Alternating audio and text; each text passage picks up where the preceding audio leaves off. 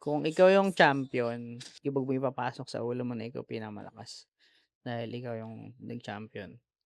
Kasi si Carl Tizzy ang pinaka-ano 'no, pinaka-GOAT ba o si Kyrie?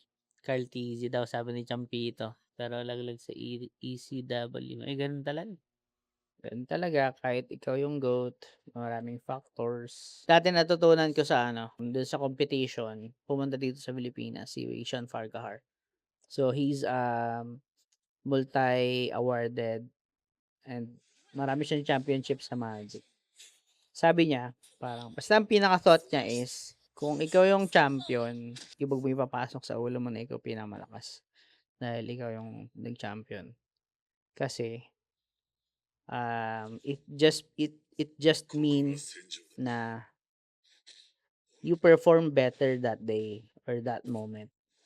Hindi ibig sabihin nun na ikaw yung pinakamalakas, pinakamagaling talaga. You just shine brighter that day for a lot of factors. Puwedeng ikaw yung nag-shine or I mean, malakas ka talaga, na-outplay mo yung kalaban or na-outperform mo yung kalaban or mahina lang talaga yung kalaban or may issue siya. Parang ganito, mapapatay ko 'to. Oh, 'di ba? Parang gano'n. Pero hindi ibig sabihin na mas malakas ako kay Alpha.